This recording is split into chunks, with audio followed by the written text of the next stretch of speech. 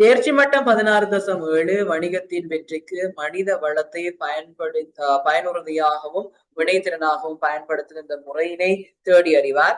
இப்ப நாங்க என்ன செய்ய போறோம்? ஆட்சேர்ப்பு செய்துட்டோம், அவரை வேலைக்கு அமர்த்தி போட்டோம், சரியா இப்படியான எல்லா விஷயங்களையும் செஞ்சாச்சு. இப்ப வணிகத்தினுடைய வெற்றிக்கு மனித வளத்தை நாங்க எப்படி பயன்படுத்த போறோம், அவர சேற்றுடனை நாங்க மதிப்பிட போறோம். அதுல அவர் குறை நிறைகள் இருக்கலாம், குறை இருந்தா பயிற்சி அபிவிருத்தியை மேற்கொள்ளலாம், ரைட். நிறைவா இருந்தா அவருக்கு ஊக்குவிப்பு வழங்கலாம் என்ற அடிப்படையில நாங்க இந்த தேர்ச்சி மட்டத்தை பார்க்க போறோம். 16.7. சரி, ரைட். விஷயத்தை வருவோம். ஊழியர் தனது வேலை பணிகளை எந்த அளவுக்கு சிறப்பாக நிறைவேற்றுகிறார் என்பதை கண்டறிந்து அறிக்கைப்படுத்துகின்ற செயல்முறைதான் சேற்றுடன் மதிப்பீடு. அப்ப நாங்க எதிர்பார்த்த அளவுல அவரோட ஒர்க் பெர்ஃபார்மன்ஸ் இருக்குதா அல்லது அவர் அந்த அளவு ஒர்க் பண்றாரு இல்லையா என்று அவரை நாங்க என்ன செய்ய போறோம்? மதிப்பீடு செய்ய போகிறோம். இது சேற்றுடன் மதிப்பீடு. ஊழியர் சேற்றுடன் மதிப்பீடாக இருக்கு. சோ சேற்றுடன் மதிப்பீட்டின் மூலம் தொழில் வழங்குனருக்கு கிடைக்கப்பெறுகின்ற அனுகூலம் என்னென்றா, அவருக்கு இன்னும் பயிற்சி தேவைப்பாடு காணப்படுமாக இருந்தா அதை நாங்க என்ன செய்யலாம்? இனங்கண்டு கொள்ளலாம். அதே மாதிரி அவர் சிறந்த முறையில வேலை செஞ்சுட்டு இருக்காருன்னா அவருக்கு பதவி உயர்வு, இடமாற்றம் போன்ற விஷயங்கள் தொடர்பாக தீர்மானம் எடுக்கலாம். அதே மாதிரி அவரோட பெர்ஃபார்மன்ஸ் நல்லா இருக்குது, பெட்டரா இருக்குது, அல்லது பெர்ஃபார்மன்ஸ் வீழ்ச்சியா இருக்குதுன்னா அவரோட சம்பளத்தை கூட்டுறது அல்லது அப்படியே வச்சிட்டு இருக்கிறது சம்பந்தமான தீர்மானங்கள். அதே மாதிரி ஊழியருடைய பயனுறுதியை என்ன செய்யலாம்? அதிகரிக்கலாம். அவரோட பெர்ஃபார்மன்ஸ் கூட கூட சரிதானே அவருடைய உற்பத்தி திறன் அதிகரிக்கும், அதே மாதிரி பொருள் உற்பத்தி திறன் அதிகரிக்கும், நிறுவனத்தினுடைய உற்பத்தி திறன் அதிகரிக்கும் என்ற அடிப்படையில அந்த வளர்ச்சி காணப்படும். சரிதானே? சோ இதுதான் அனுகூலமாக இருக்கும். யாருக்கு? நிறுவனம் ஒன்று அல்லது வேலை தருணருக்கு. அதுவே இந்த சேற்றுடன் மதிப்பீட்டால ஊழியருக்கு கிடைக்கக்கூடிய அனுகூலம் என்னென்றா, ஊழியர் ஊக்கம் அதிகரிக்கும். அப்ப இவர் நல்ல பெர்ஃபார்மன்ஸ் பண்றான்ற போது சரிதானே அவருக்கு இன்னும் நான் நிறைய பெர்ஃபார்மன்ஸ் பண்ணணும் என்ற ஒரு ஆர்வம் வரும். அதே மாதிரி அந்த மதிப்பீட்டில் இருந்தான நன்மைகள், இப்போ பதவி உயர்வா இருக்கலாம், சம்பள அதிகரிப்பா இருக்கலாம், அப்படியான நன்மைகள் இவருக்கு கிடைக்க பெறலாம். அதே மாதிரி பதவி உயர்வுக்கான ஆற்றல் தாழ்மைகளை இவர் என்ன செய்யலாம்? எக்ஸ்பீரியன்ஸ் அடிப்படையில பெற்றுக்கொள்ளலாம். அது அவருக்கு அந்த மதிப்பீட்டின் மூலமாக ரைட் நான் ஏதாவது அச்சீவ்மெண்ட் ஒன்று பண்ணியிருக்கேன் என்றது விளங்கும். அதே மாதிரி ஊழியர் தமது உழைப்புகளை உயர்த்தி கொள்ள முடியும். அப்ப அவர் ஏர்னிங்ஸை இன்னும் அதிகரித்துக் கொள்ளணும்டா அவர் தன்னை மதிப்பீடு செய்து கொண்டு அவரை இம்ப்ரூவ்மெண்ட் பண்ணி கொள்ளுதல் வேண்டும். இது ஊழியருக்காக சிறுதானி அவருக்கு கிடைக்கக்கூடிய அனுகூலங்களாக இருக்க போகிறது. சிறுதானி ரைட். அடுத்தது பாருங்க, கொடுப்பனவு எனப்படுவது நிலையான கொடுப்பனவு, பிக்ஸட் பே, ஊக்க கொடுப்பனவு, பே இன்சென்டிவ்ஸ் மற்றும் ஏனைய அனுகூலங்கள், பெனிஃபிட்ஸ் குறிப்பதாகும். அப்போ ஒரு நிறுவனத்தில் இருக்கக்கூடிய ஊழியருக்கு 3 விதமாக நாங்க என்ன செய்யலாம்? ஒரு அனுகூலத்தை கொடுக்கலாம், கொடுப்பனவு கொடுக்கலாம். ஒன்று அவருக்கு நிரந்தர சம்பளம், அதே மாதிரி அவருக்கான அவரோட பெர்ஃபார்மன்ஸ் அடிப்படையில் அவருக்கான இன்சென்டிவ், அதே மாதிரி அதர் பெனிஃபிட்ஸ், ரைட். கொடுப்பனவு முகாமைத்துவம் என்பதன் கருத்து சம்பளம், ஊக்குவிப்பு கொடுப்பனவுகள் மற்றும் ஏனைய அனுகூலங்களை உள்ளடக்கிய சம்பள முறை ஒன்றை வழங்குதலை நடைமுறைப்படுத்துதல் மற்றும் அதனை நடைமுறைப்படுத்தி செல்வதற்கான மனிதவள முகாமைத்துவ கருத்து.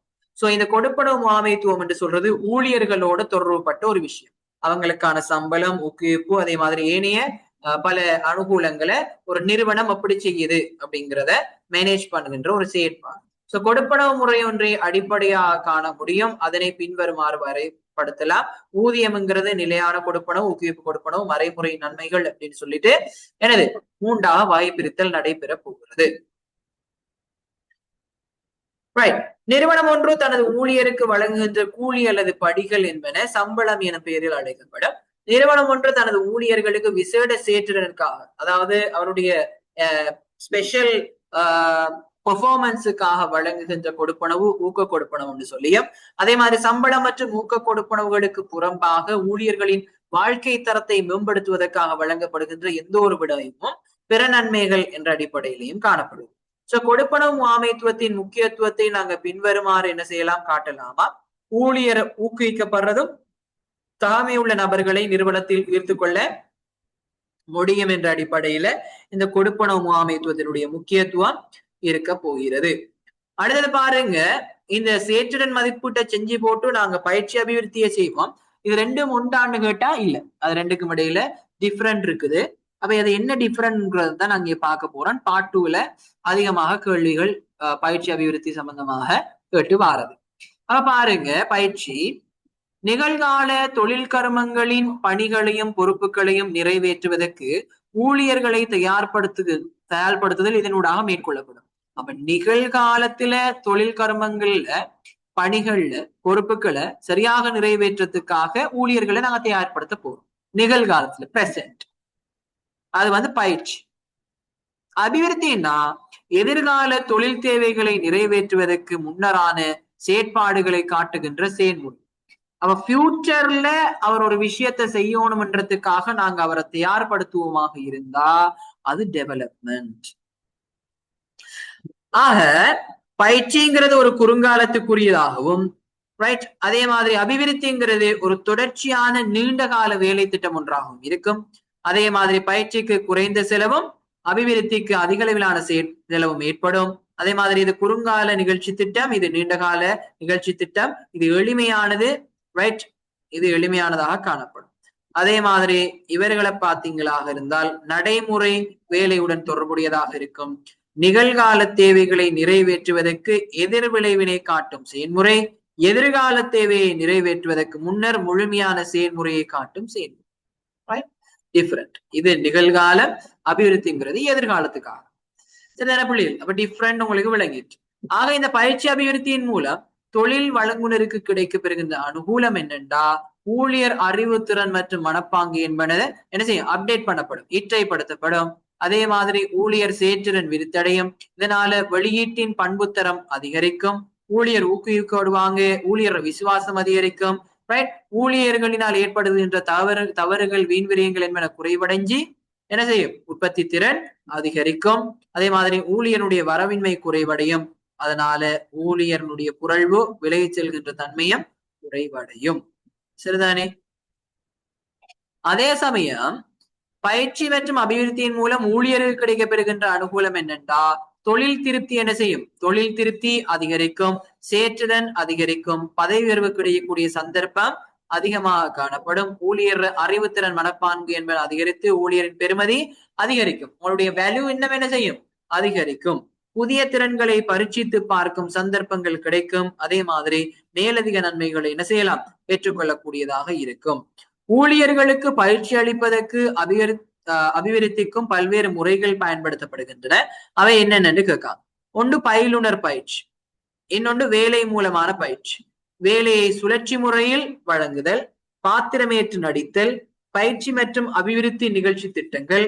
அடுத்தது உருவகப்படுத்தல் நடிப்பு, அதே மாதிரி முகாமைத்துவ விளையாட்டுக்கள், உணர்திறன் பயிற்சி, சென்சிட்டிவிட்டி ட்ரைனிங் அப்படின்னு சொல்லிட்டு எப்படியான பயிற்சிகள் மூலம் ஊழியர்களுக்கு பயிற்சியும் அபிவிருத்தியும் வழங்கப்படுகிறதுன்னு சொல்றாங்க. அதே மாதிரி ஊழியரது வேலை நிலையில் ஏற்படுகின்ற மாற்றம் ஊழியர் அசைவு என்பதன் கருத்தாகும்.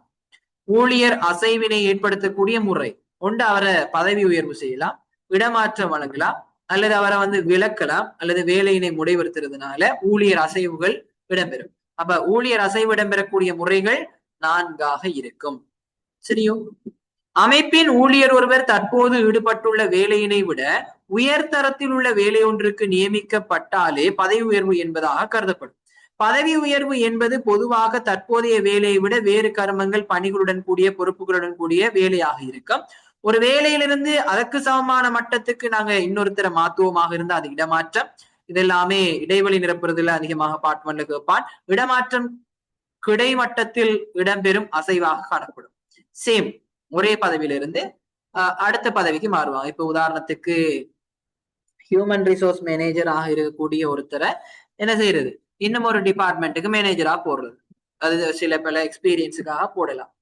நிறுவன முகாமையினால் கட்டுப்படுத்த முடியாத காரணி அல்லது காரணிகள் காரணமாக ஊழியரின் வேலையிலிருந்து இடைநிறுத்துதல், விலக்குதல் எனப்படும். ஊழியரை தன்னை கட்டுப்பாட்டுல வச்சிட்டு இருக்க இயலாதுன்னு சொன்னா அவர் பாட்டுல தான் இருப்பாரா இருந்தா என்னது அதுல வேலையிலிருந்து அவரை இடைநிறுத்துறது விலக்குதல்னு சொல்லுவாங்க. அதே மாதிரி வயது மூப்பின் காரணமாக ஊழியரின் சேவையினை முடிவுக்கு கொண்டு வருதல், வேலையினை முடித்தல் அல்லது வேலையினை முடிவுறுத்தல் அப்படின்னு சொல்லுவாங்க. அதாவது அவர் பென்ஷன் பீரியட், அவர் பென்ஷன் ஆயிட்டாருன்னா அதுக்கு ஒரு எல்லை ஒன்று இருக்குது. அந்த வயதை விட தாண்டுகின்ற சந்தர்ப்பத்தில் அவர் வேலையிலிருந்து அவரை சேவையை நிறைவு செய்வாங்க. அதுதான் வேலையினை அல்லது சேவையினை முடிவுறுத்தல் அல்லது முடித்தல் அப்படின்னு சொல்லுவாங்க.